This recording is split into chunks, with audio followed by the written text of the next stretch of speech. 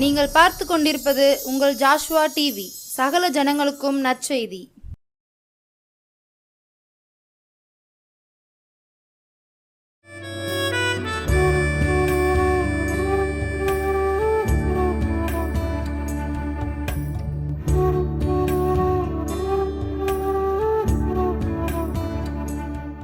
ஆண்டவரும் இரட்சகருமாகிய இயேசுவின் நாமத்தினாலே ஜாஷ்வா டிவி நேர அனைவருக்கும் அன்பின் சமாதான வாழ்த்துக்களை தெரிவித்துக் கொள்கிறேன்.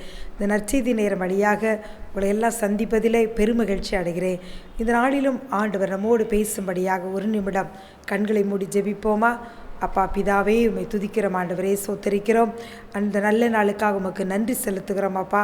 ஆண்டவரே தகப்பனை பார்த்து கொண்டிருக்கிற பிள்ளைகள் வாழ்க்கையில் ஆண்டவரே தகப்பனை என்னென்ன தேவைகள் எதிர்பார்ப்புகள் இருக்கிறதோ, இதற்காக ஆண்டவரை மனமுடைந்து கலங்கி கண்ணீரோடு இருக்கிறார்களோ, கண்ணீரை துடைத்து ஏசப்பா நீங்கள் பதில் கொடுக்க வேண்டுமாய் கெஞ்சுகிறப்பா.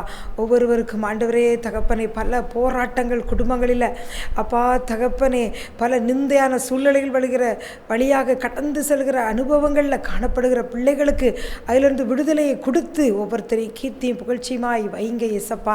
ஆண்டவரே நீரே பேசும் உடைய வார்த்தைகள் பிள்ளைகளுக்கு ஆறுதல் தரட்டும், வழி நடத்தும். இயேசுவின் மூலம் ஜெபிக்கிறோம் நல்ல பிதாவே, ஆமேன் ஆமேன்.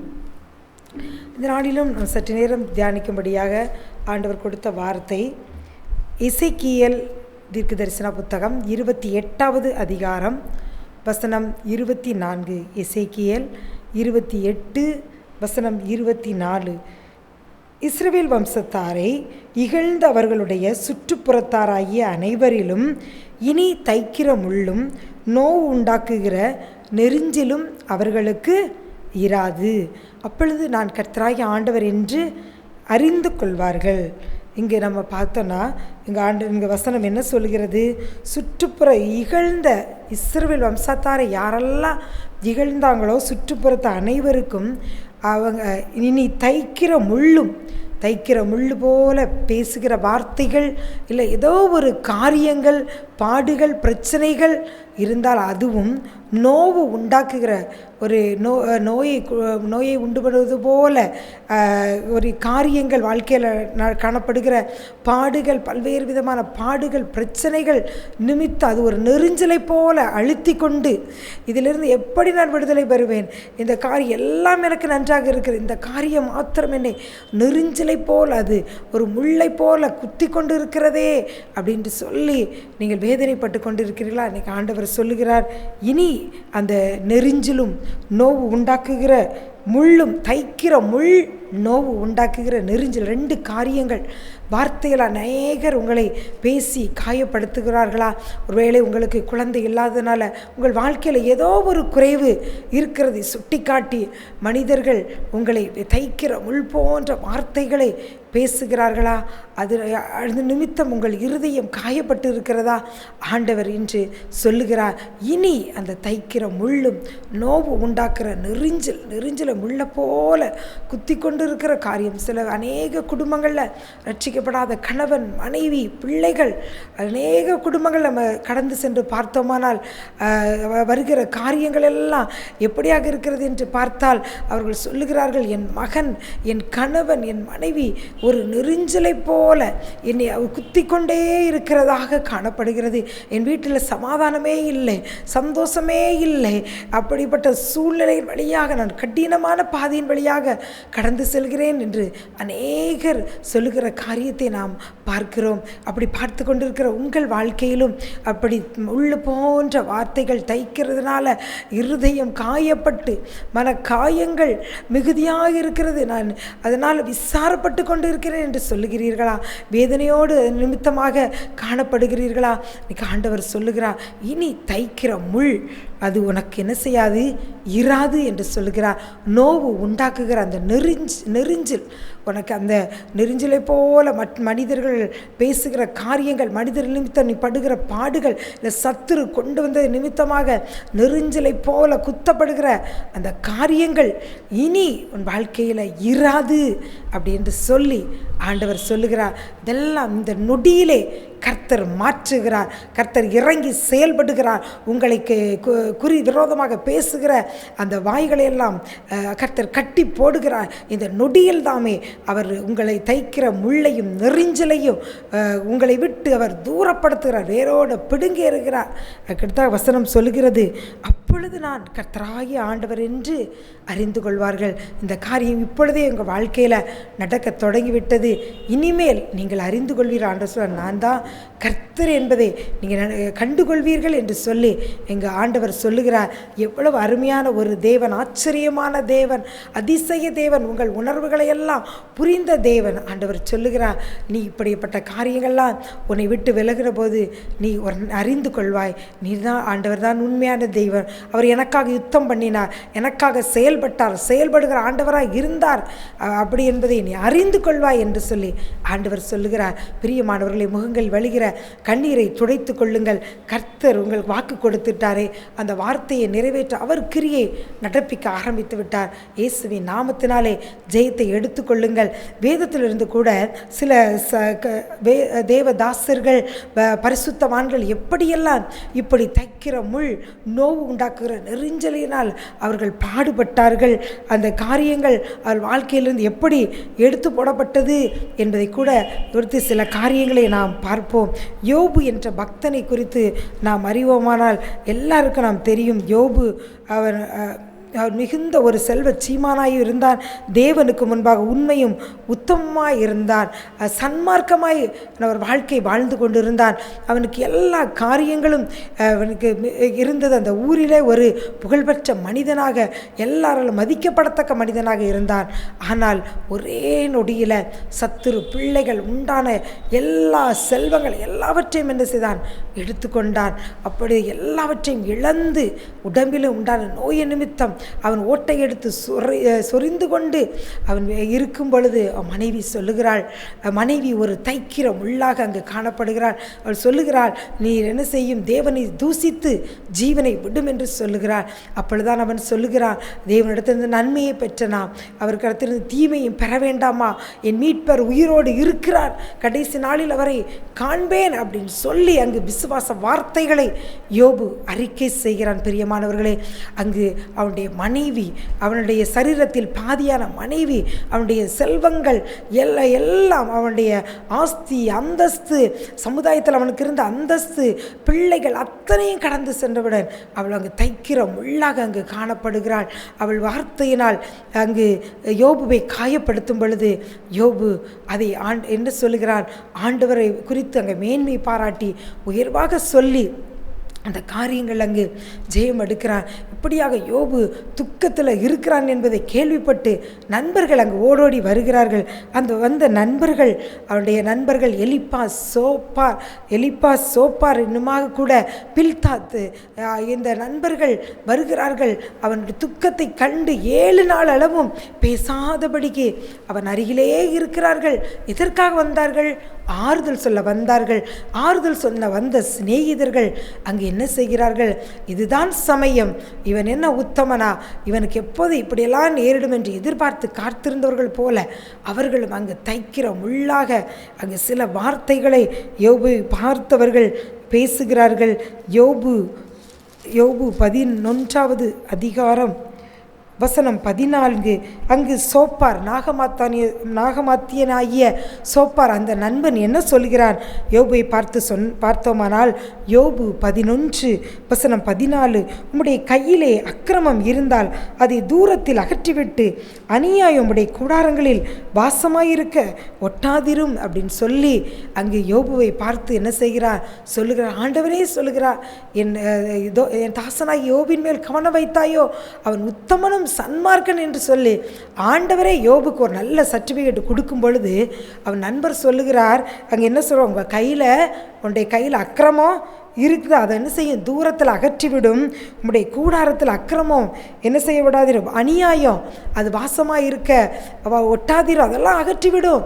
நீ உன் கையில் அக்கிரமம் இருக்குது அப்படின்னு சொல்லி என்ன செய்கிறான்? அங்கு வார்த்தைகளினால் அங்கு யோபுவை சோப்பார் காயப்படுத்துகிறான். இன்னுமாக கூட மற்றொரு சிநேகிதனாகிய எலிப்பாஸ் அங்கு சொல்லுகிறார், யோபு 5:1, இப்போது கூப்பிடும் உமக்கு உத்தரவு கொடுப்பார் உண்டோ பார்ப்போம், பரிசுத்தவான்களில் யாரை நோக்கி பார்ப்பீர் அப்படின்று சொல்லி கூட இப்போ கூப்பிடும், யார் உன்னுடைய கூப்பிடுதலுக்கு பதில் கொடுப்பார், நீ பரிசுத்தவான்களை யாரை நோக்கி பார்க்க முடியும், நீர் இப்படி பாவம் செய்து விட்டீர் என்று சொல்லி எலிப்பாஸ் தன் பங்குக்கு அவர் யோபுவை என்ன செய்கிறார், தைக்கிற முள்ளாக அங்கு வார்த்தையினால் காயப்படுத்துகிறார். இப்படியாக யோபு நண்பர்கள் யோபுவை என்ன செய்கிறார்கள், காயப்படுத்தி பேசுகிறார்கள். ஆனாலும் யோபு என்ன செய்யவில்லை, அவன் முன்பதாக ஆண்டவரை பற்றி குறை சொல்லவில்லை, அவர்களை எதிர்த்தும் பேசவில்லை. அவர் நிதானமாய் உத்தரவு சொல்கிறார். பின்பதாக யோபு 42:7 நாம் பார்த்தோமானால், யோபு 42:7 அங்கு கர்த்தரே எலிப்பாசை பார்த்து சொல்லுகிறார், உன் மேலும் உன் 2 சிநேகிதர் மேலும், அது யாரு, அந்த சோப்பார் பில்தாத்து மேலேயும் அவங்க மேலே எனக்கு என்ன வருது, கோபம் வருது. ஏன் கோபம் வருதுன்னு சொல்லி ஆண்டவர் சொல்லுகிறான்னு பார்த்தோமானால், என் தாசனாகி யோபு பேசினது போல நீங்கள் என்னை குறித்து நிதானமாய் பேசவில்லை. நீங்கள் அப்படியான வார்த்தைகளால் நீங்கள் என்ன செய்தீர்கள், நிதானமாய் பேசாதபடி என் தாசனாய் யோபுவை நீங்கள் காயப்படுத்தினீர்கள். அதனால் நீங்கள் என்ன செய்யணும், 7 காளை 7 ஆட்டுக்கடாயெல்லாம் தெரிந்துட்டு போய் நீங்கள் என்ன செய்யுங்க, தாசனாய் யோபு உங்களுக்காக வேண்டுதல் செய்வார், நீங்கள் இதெல்லாம் பலி செலுத்துங்க. மறுபடியுமாக அங்கே ஆண்டவர் சொல்லுகிறார், யோபு 42:8 பின்பகுதி, நீங்கள் என்னை குறித்து நிதானமாய் பேசவில்லை என்று சொல்லுகிறார். அப்படியே அவங்க நண்பர்கள் எல்லாம் யோபுட வருகிறார். யோபு அவர்களுக்காக என்ன செய்கிறான், வேண்டுதல் செய்கிறான். யோபு 42:10, யோபு தன் சிநேகிதருக்காக வேண்டுதல் செய்தபோது கர்த்தர் அவன் சிறையிருப்பை மாற்றினார். யோபுக்கு முன்னிருந்த எல்லாவற்றை பார்க்கலும் 2 தனியாக கர்த்தர் கொடுத்தார். தைக்கிற முள்ளாக மனைவி வந்தாள், தைக்கிற முள்ளாகவும் நோவு உண்டாக்குகிற நெறிஞ்சிலாகவும் சிநேகிதர்கள் வந்தார்கள். ஆனாலும் யோபு அவன் என்ன செய்தான், நிதானமாய் பேசினான் என்று கர்த்தரே அங்கு சாட்சி கொடுக்கிறார். அவருக்கு அந்த நண்பர்களுக்காக சிநேகிதர்களுக்காக யோபுவை கர்த்தர் வேண்டுதல் செய்ய சொல்லுகிறார். யோபு வேண்டுதல் செய்கிறார். அவர்கள் சிறையிருப்பு மாறுகிறது. யோபு சிறையிருப்பை கர்த்தர் மாற்றுகிறார். இழந்த எல்லாவற்றையும் அவனுக்கு தேவன் திருப்பி கொடுக்கிறார். பிரியமானவர்களே, நீங்களும் வேலை பார்க்கிற இடங்களில், இல்லை சொந்த குடும்பத்தில், சொந்த கணவன் பிள்ளைகள், இன்னும் மனைவி, அவர்கள் தைக்கிற முள்ளாக நோவு உண்டாக்குற நெறிஞ்சிலாக உங்களுக்கு காணப்படுகிறார் உங்கள் வாழ்க்கையில். நீங்களும் யோபுவை போல நிதானமாய் வாழ கற்றுக்கொள்ளுங்கள். எந்த ஒரு வார்த்தைக்கும் நீங்கள் மாறுத்தரம் பேசாதபடிக்கு மௌனமாயிருந்து நீங்கள் அமைதியாக இருப்பீர்களானால் கர்த்தர் உங்களுக்காக வழக்காடுவார். எல்லா காரியங்கள் எப்படியாக அவர்கள் உங்களை குத்தி வார்த்தைகளால் குத்தும் பொழுது நீங்கள் கொந்தளித்து வார்த்தைகளை நீங்கள் உதிர்த்து விடாதபடிக்கு நீங்கள் உங்களை அடக்கி அமர பண்ணும் பொழுது கர்த்தர் உங்கள் முகத்தை பார்ப்பார், உங்கள் சிறையிருப்பை திருப்புவார். நிதானமாய் பேசினீர் என்று சொல்லி இரட்டத்தனையான நன்மைகளை கொடுத்து உங்களை ஆசீர்வதிப்பார். கொஞ்ச காலம்தான் பிரியமானவர்களே, பொறுமையோடு இருங்கள், பாடுகளை சகியுங்கள். இயேசுவும் கூட அன்றைக்கு பிலாத்துவின் அரண்மனையில் இருக்கும் பொழுது அவரை அநேக கேள்விகளை கேட்டு, நீ ராஜாவா, அப்படி இருந்தால் இப்பொழுது சொல்லும், அப்படி உன்னை யார் உண்மை அறைந்தவன் என்று சொல்லும். அவரை அடித்து கொண்டே கோலினால் அடித்து கன்னங்களை அடித்து, நீ யாருமே அறைந்தவன் என்று ஞான தரிசனால் சொல்லும் என்று சொன்ன பொழுதும் அவர் மாறுத்தரம் பேசவில்லை. தைக்கிற முள்ளாக அருகில் இருந்த அந்த போர் சேவர்கள் வீரர்கள் பேசின பொழுதும் இயேசு மௌனமாய் இருந்தார். சாத்தானை கால்களில் நசுக்கி சிலுவையில் வெற்றி சிறந்தார். அந்த இயேசுவை பின்பற்றுகிறவர்கள் நீங்கள் அல்லவா? உங்கள் வாழ்க்கையில் தைக்கிற முள்ளாக நோவு உண்டாக்குற நெறிஞ்சிலாக எது காணப்பட்டாலும் அதை இன்றே ஒதுக்கி வைத்து விட்டு நீங்கள் மௌனமாய் இருக்க கற்றுக்கொள்ளுங்கள், நிதானமாய் பேச கற்றுக்கொள்ளுங்கள். கர்த்தர் உங்களுக்காக வழக்காடுவார். இனி தைக்கிற முள்ளும் நோவு உண்டாக்குகிற நெறிஞ்சிலும் உங்கள் வாழ்க்கையில் இனிமே இராது என்று கர்த்தர் சொல்லுகிறார். அப்பொழுது அவர்தான் ஆண்டவர் என்று சொல்லி நீங்கள் அறிந்து கொள்வீர்கள். பிரியமானவர்களே, இப்படிதான் ஒரு அருமையான சகோதரி திருமணமாகி அவர் கணவன் வீட்டுக்கு செல்லுகிறார். ஒரு பக்தியுள்ள மகள், ஆண்டவரை நேசிக்கிற மகள். ஆனால் அங்கு சென்ற பொழுது அங்கள் சூழ்நிலைகள்லாம் வித்தியாசமாக காணப்படுகிறது. அதிலும் அவள் என்ன செய்கிறாள்? பக்தியாக ஜெபிப்பதிலும் வேத வாசிப்பதிலும் இருக்கும் பொழுது அங்கு அவளுடைய குடும்பத்தார் அவளுக்கு விரோதமாக அநேக பழிசாட்டு அவள் மேலே பழிசாட்டி அநேக பொய்யான காரியங்கள், அவள் செய்கிற ஒவ்வொரு காரியங்களையும் குற்றப்படுத்தி அவள் காரியங்களை பேசிக்கொண்டே இருப்பார்களாம். ஒவ்வொரு சூழ்நிலை வரும் பொழுது ஆண்டவரே இதெல்லாம் பாரும் கேளும் அப்படின்னு சொல்லி அவள் மனதுக்குள்ளே ஜெபித்து கொண்டே இருப்பார்களாம்.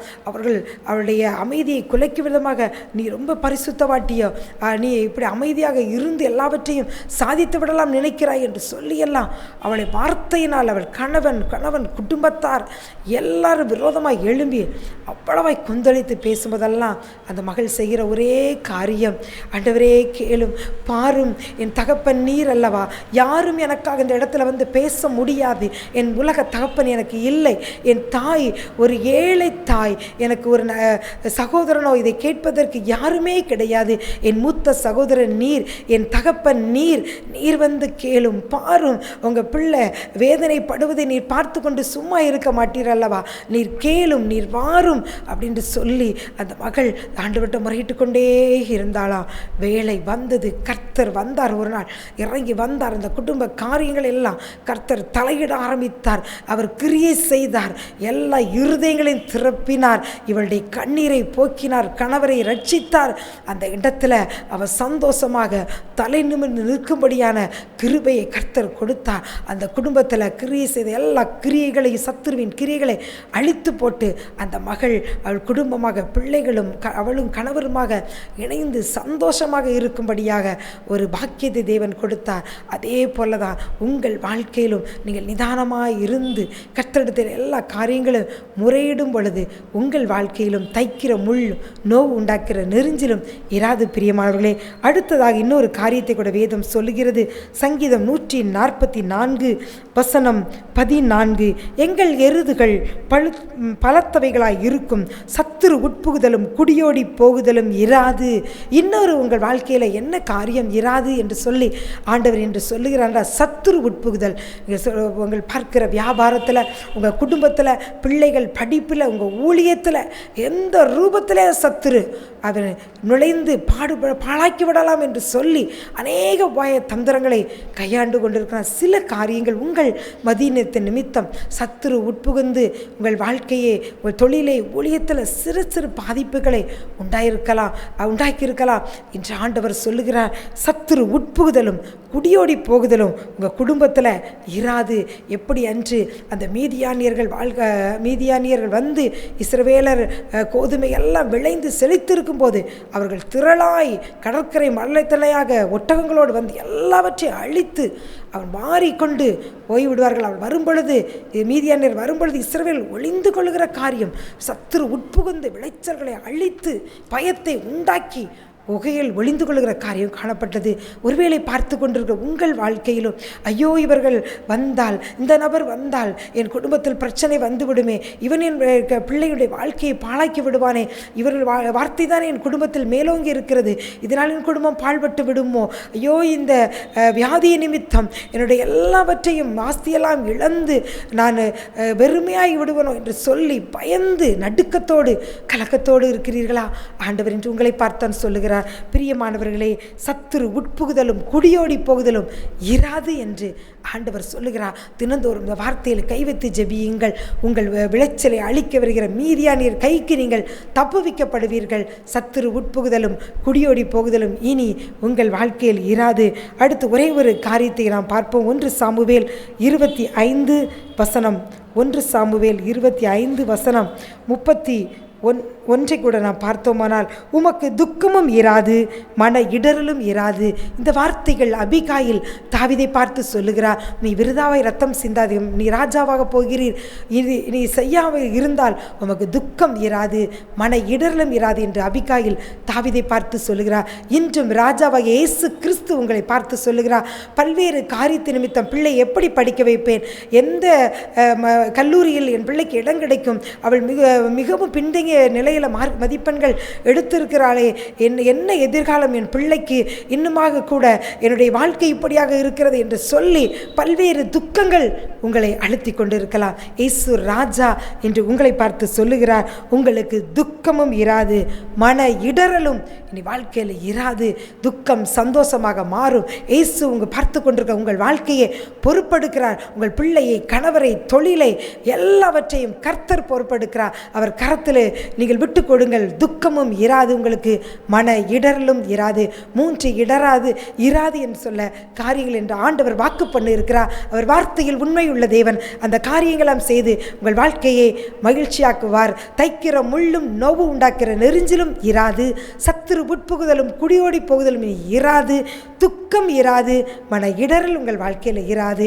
துக்கமெல்லாம் சந்தோஷமாக மாறும். அப்படியே ஜெபிப்போமா? அப்பா பிதாவே, உம்மை துதிக்கிறோம் ஆண்டவரே, சோத்தரிக்கிறோம் ஆண்டவரே. இந்த நாளிலும் அப்பா இந்த காரியங்களாக வாழ்க்கையில் இருக்கிறதே என்று சொல்லி ஒவ்வொரு நாளும் கேள்வியோடும் கவலையோடும் புலம்பலோடும் இருக்கிற பிள்ளைகள் வாழ்க்கையில் இனி இது இராது என்று சொல்லி அந்த காரியங்களை எல்லாம் தைக்கிற முள்ளையும் சத்துருவை வேரோடு பிடுங்கிறதுக்காக உமக்கு நன்றி செலுத்துகிறோம் அப்பா. எல்லார் வாழ்க்கையில் அநேக நோவு உண்டாக்குற நெறிஞ்சல் காணப்படுகிறது. அநேகர் பேசுகிற வார்த்தை, சொந்த கணவன், மனைவி, பிள்ளைகள் பேசுகிற வார்த்தையினால் அநேகர் மனக்காயப்பட்டு வேதனையோடு கண்ணீர் வடிக்கிற காரியங்களை பார்க்கிற ஆண்டவர், ரத்த கண்ணீர் வடிக்கிற அந்த பிள்ளைகள் கண்ணீரை துடைப்பீராக ஆண்டவரே. அந்த நோவு உண்டாக்குற நெறிஞ்சலே இயேசுவின் நாமத்தினால வேரோடு பிடுங்கி வருகிறேன். இனி சத்துரு உட்புகுதல் அந்த குடும்பத்தில் இருக்கக்கூடாது. சத்துருமானவர்கள் ஆஸ்தியை, அந்தஸ்தை, குடும்ப சமாதானத்தை பிடுங்குகிற காரியங்கள் எல்லாம் இயேசுவின் நாமத்தினாலே துரத்தி ஜெபிக்கிறேன். எல்லா காரியங்களும் இந்த பிள்ளைகளை கஷ்டப்படுத்துகிற வேதனைப்படுத்துகிற காரியங்கள் இராமல் போவதாக இயேசுவின் நாமத்தினாலே, இயேசுவின் நாமத்தினால் நம்முடைய பிள்ளைகளை மனதார ஆசீர்வதித்து ஜெபிக்கிறேன். ஜெபங்கேளும் நல்ல பிதாவே, ஆமேன்.